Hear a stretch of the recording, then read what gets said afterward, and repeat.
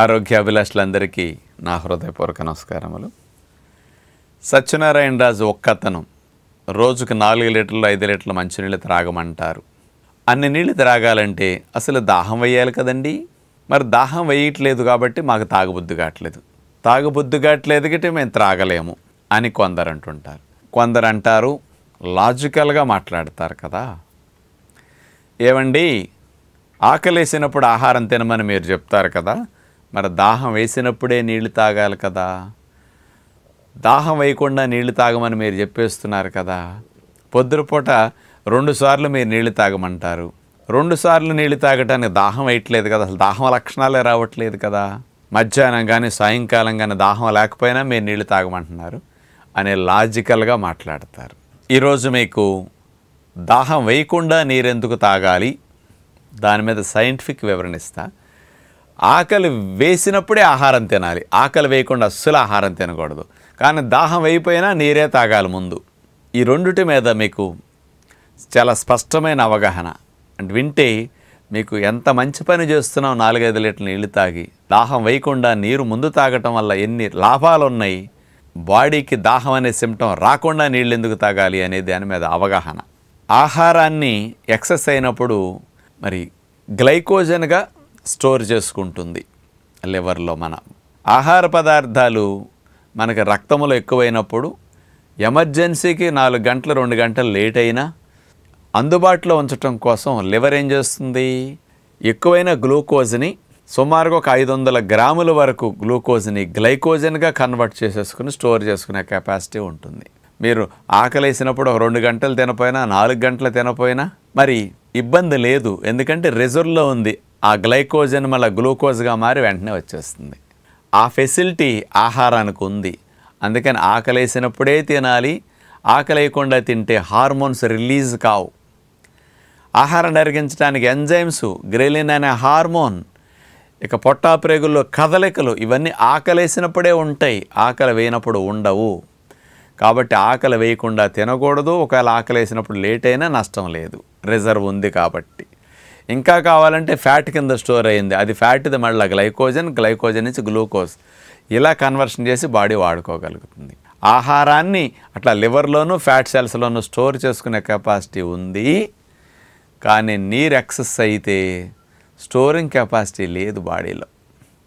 బాడీకి కావలసిన నీటిని రక్తములోనూ, కణాల బయట, కణాల లోపల ఈ 3 చోట్ల అవసరానికి సరిపడా స్టోర్ చేసుకుని ఎక్సెస్ అంతటిని కిడ్నీలు ఫిల్టర్ చేసేసి యూరిన్ రూపంలో వదిలేసేసుకుంటాయి. అంతకంటే నీరు ఎక్కువ ఉంటే రాకపోకలకి ఆటంకం కలుగుతుంది, ట్రాన్స్పోర్టింగ్ సిస్టమ్కి ఇబ్బంది.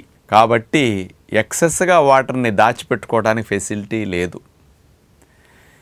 శరీరానికి ఇటు రక్తములోనూ, కణాల వెలుపల, కణాల లోపల ఈ 3 చోట్ల సరిపడా నీరున్నప్పుడు మీకు దాహము అనే లక్షణం వెయ్యదు. అంటే మీ లోపల వాటర్ సరిపడా ఉంది అని అర్థం. దాహం వేసింది అంటే అర్థం ఏమిటి, మీ కణాలలో కూడా నీరు తగ్గింది. రక్తములో తగ్గటమే కాదు, కణాల వెలుపల తగ్గటమే కాదు, కణాల లోపల తగ్గినప్పుడు నాకు నీరు కావాలి అని కణము నుంచి సిగ్నల్స్ దాహం సెంటర్కి, మెదడులో ఉండే సెంటర్కి వెళతాయి. దాహం సెంటర్ స్టిమ్యులేట్ అయ్యి నోట్లో సిమ్టమ్స్ని మనకు నీళ్లు తాగమని ప్రేరేపణ కలిగిస్తుంది.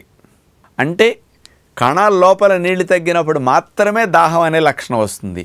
అంటే ఈ లోపల రక్తంలో తగ్గాయి, కణాల వెలుపల తగ్గాయి.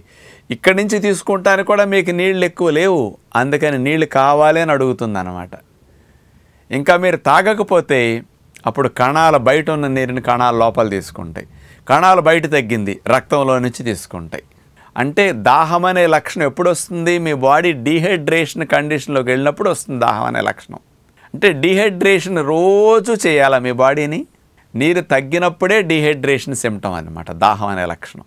అందుకని అప్పటి వరకు మనం నీళ్లు తాగకుండా ఆగామనుకోండి, దాహం వేసే వరకు రక్తంలో నీటి శాతం, కణాల వెలుపల నీటి శాతం తగ్గితే రక్తం చిక్కబడుతుంది, చిక్కబడ్డప్పుడు ప్రయాణం తగ్గుతుంది, అందుకని రాకపోకలకి అంతరాయం కలుగుతుంది, బ్లడ్ ప్రెషర్ పెరుగుతుంది. నీటి శాతం తగ్గేసరికి బ్లడ్ ప్రెషర్ రేజ్ అవుతుందండి.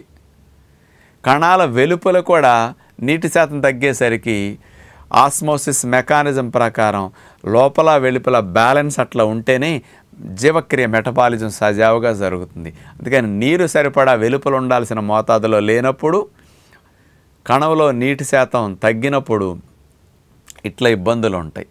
అందుచేత దాహం వేయకుండానే మీరు నీళ్లు తాగితే అది ఆరోగ్య లక్షణం. దాహం వేసే స్థితి మీ బాడీకి కలిగించకూడదు, ఇది ఆరోగ్య లక్షణం. కాబట్టి మీరు ఉదయం పూట నీళ్లను మనం త్రాగాం. ఎందుకు త్రాగుతున్నాం? దాహం పొద్దున ఎవరికి వేయదు, ఆహారం తినేటప్పుడు వేస్తుంది, ఉప్పు కారం మసాలాల వల్ల. అదే ముందే మీరు నీళ్లు తాగటం, ఒకేసారి లీటర్ పావు దాహమైన ఎందుకు తాగమంటున్నామంటే, నైట్ మన లివర్ అంతా కూడా డీటాక్సిఫికేషన్ చేసి ఎరువులు, పురుగు మందులు, కెమికల్స్, కార్బైడ్, ఈ టాక్సిన్స్ అన్నిటిని కూడా బ్రేక్ డౌన్ చేసి లివర్ నుంచి ఫేజ్ 1, ఫేజ్ 2 ద్వారా బ్రేక్ డౌన్ అయ్యి ఫేజ్ 3లో యూరిన్లో పెట్టి పంపడానికి బ్లడ్లోకి వదిలేస్తుంది అనమాట. తెల్లవారులు బ్లడ్లోకి ఇవన్నీ ఎక్కువ లోడ్ అయ్యి ఉంటాయి. ఈ లోడ్ అయిన కెమికల్స్ అన్నీ 80% యూరిన్లోకి వెళతాయి. 80% వెళతాయి అని సైంటిఫిక్గా రుజువైన విషయం. ఇది నేను కనిపెట్టింది కాదు, ఇదేమి 20% మోషన్లో వెళ్తాయి. మీరు యూరిన్ ఎక్కువ పాస్ చేస్తారా? ప్రొద్దునే ఈ బ్లడ్లో ఉన్నవన్నీ కిడ్నీలు ఫిల్టర్ చేసి యూరిన్లో పెట్టి పంపిస్తాయి. నాకు దాహం వేయట్లేదు, నేను నీళ్లు తాగనన్నారు, లేచిన వెంటనే కాఫీ టీ తాగేస్తారు, దాహం పోతుంది. నీళ్ళు తాగబుద్దు కాదు కాఫీ టీలు పరగడుపుని తాగిన వారికి. టిఫిన్ తినేస్తారు ఆకలి వేస్తున్నదని. అందుకని నీళ్లు ముందు తాగలేదు కాబట్టి బాడీకి డీహైడ్రేషన్తో టిఫిన్ తినేటప్పుడు దాహం వేస్తుంది. ఉప్పు కారాల వల్ల ముందే నీళ్ళు తాగితే దాహం సిమ్టమ్ బ్రేక్ఫాస్ట్ అప్పుడు రాదు. అందుకని 80% యూరిన్లో వేస్ట్ అంతటిని డ్రైన్ చేయాలంటే ప్రొద్దునే నీళ్లు తాగాలి. లీటర్ పావు నీళ్లు తాగేస్తే ఈ తోపుడికి మనం రమ్మన్నప్పుడు ప్రొద్దునే మోషన్ వస్తుంది. అందుకని నేను ప్రొద్దునే లీటర్ పావు నీళ్లు తాగమంది. అటు బ్లడ్ ప్యూరిఫికేషన్కి, లివర్ డీటాక్స్ చేసిన వేస్ట్ అంతా 80% యూరిన్లో వెళ్ళటానికి, ఈ నీళ్ల తోపుడికి మలం బయటికి వెళ్ళటానికి 2 బెనిఫిట్స్ కోసం త్రాగమన్నాను. ఒకసారి నీరు త్రాగితే సరిపోతుంది కదా అంటారు చాలామంది. ఒకసారి త్రాగితే కొంతే మోషన్ వెళ్ళింది, మిగిలింది బోల్డ్ స్టాక్ ఉంది. దీన్ని రాత్రికో రేపొద్దుటి దాకా స్టాక్ పెట్టి డ్రై చేసుకుంటున్నారు. ఉద్యోగ వ్యాపారంలో డే టైం మనకు రాదు. అందుకని ప్రొద్దునే రెండోసారి పని తీరాలని మొదటిసారి మోషన్ అయ్యాక 2 గంటల గ్యాప్ ఇచ్చి మళ్ళా రెండోసారి లీటర్ పావు నీళ్లు తాగేసేయండి అంటున్నాను నేను. రెండోసారి మోషన్ వెళ్తే ప్రేగులు మొత్తం ఎక్కువగా ఖాళీ అయిపోతాయి. రెండోసారి త్రాగిన నీరు బ్లడ్లోకి వెళ్ళి మీ బాడీని బాగా హైడ్రేట్ చేస్తుంది. దాహం అనేది 11, 11:30, 12 వరకు అసలు మీకు వేయకుండా వాటర్ రిజర్వ్లో ఉంటుంది. ఎప్పుడు బ్లడ్లోను సెల్స్ బయట, సెల్స్లో పుష్టిగా వాటర్ ఉంటుంది. ఎక్సర్సైజ్ అయింది, కిడ్నీలు తీసేస్తూ ఉంటాయి. ఇది అందుకని ఉదయం 2 సార్లు త్రాగితే ఇక బ్రేక్ఫాస్ట్ చేసేటప్పుడు దాహం వేయదు. 11 వరకు మీకు ఏమి ఇబ్బంది ఉండదు. 10 బ్రేక్ఫాస్ట్ అయిన 2 గంటల తర్వాత నీళ్ళు తాగారు, అప్పుడో గ్లాస్, అప్పుడో గ్లాస్, అప్పుడో గ్లాస్. మళ్ళీ ఈ వాటర్ బ్లడ్లోకి వెళ్ళిపోయి మధ్యాహ్నం 3 దాకా బాడీని హైడ్రేట్ చేసి ఉంచుతుంది. 4 దాకా భోంచేసేటప్పుడు మీకు దాహం వేయదు. ఎందుకు? ముందు నీళ్ళు తాగేసాం కదా. దాహం వేయకుండా నీళ్లు తాగేస్తే దాహం వేయదు. భోంచేసేటప్పుడు దాహం వేస్తున్నదంటే నీళ్లు తాగకుండా భోంచేస్తున్నారని అర్థము. భోజనమైన 2 గంటల దాకా మీరు నీళ్లు తాగొద్దంట. 2 గంటల తర్వాత నీళ్లు తాగితే ఆ నీళ్లు ఈవినింగ్ ఎండలు ఉండవు కాబట్టి నైట్ 9, 10 దాకా మీకు అసలు దాహం అనే సిమ్టమ్ రాదు. నిద్దట్లో నీళ్లు తాగితే యూరిన్ వస్తుంది కాబట్టి తాగొద్దంటాం మనం. అందుకని దాహం వేయకుండా నీళ్లు త్రాగటం ఆరోగ్యం, ఆకలేసినప్పుడు ఆహారం తినటమే ఆరోగ్యం. లాజిక్ రెండిటికి తెలిసింది కాబట్టి ఇకనైనా దాహం వేసినా వేయిపోయినా టైం ప్రకారం ఇట్లా నీళ్లు తాగి బాడీని హైడ్రేట్ చేయండి. అట్లా బాడీ హైడ్రేషన్లో ఉంటే హెల్దీగా జీవక్రియలు జరుగుతాయి. ట్రాన్స్పోర్టింగ్ సిస్టమ్ రాకపోకలు సవ్యంగా జరుగుతాయి.